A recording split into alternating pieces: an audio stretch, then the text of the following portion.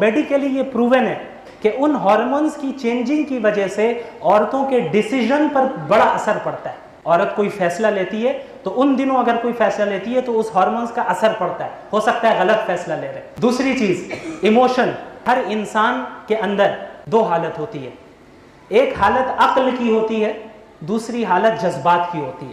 تو کبھی انسان کے اوپر چاہے مرد ہو یا عورت عقل کی حالت غالب آتی ہے کہ جذبات ایموشنز کچھ اور کہہ رہے ہیں لیکن عقل سے فیصلہ لینا ہوگا کہ جذبات کو دبانا ہے. کبھی ایسا ہوتا ہے چاہے مرد ہو یا عورت ہو کہ جذبات والی جو حالت ہے وہ عقل پر غالب آ جاتی ہے. عقل بتا رہی ہے غلط ہے لیکن اتنے زیادہ ایموشنل ہو گئے کہ اب اس ایموشن کے تحت فیصلہ لیا. یہ مردوں کے ساتھ بھی ہوتا ہے, عورتوں کے ساتھ بھی ہوتا ہے. لیکن ماڈرن ریسرچز ہمیں یہ بتاتی ہیں کہ عورتوں کے اندر جو ایموشنل حالت ہے وہ زیادہ غالب آتی ہے.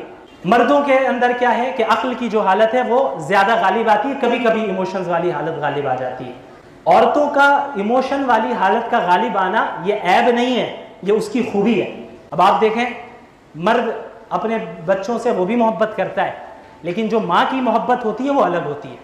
ماں جس طرح محبت کا اظہار کرتی ہے وہ الگ. اب اس میں یہ اعتراض بھی ختم, کون سا, کہ کیا عورت ناقص العقل ہوتی ہے. یہ اعتراض کیا جاتا ہے ایک حدیث کو عورت ناقص العقل ہوتی ہے, تو وہ عیب نہیں بیان کیا گیا, یہی بتایا گیا کہ اکثر ایسا ہوتا ہے کہ عورتوں کی جو وہ حالت ہے ایموشن والی حالت وہ عقل والی حالت پہ غالب آ جاتی ہے. اس کا یہ مطلب نہیں کہ وہ زیادہ کلیور نہیں ہوتی, انٹیلیجنٹ نہیں ہوتی.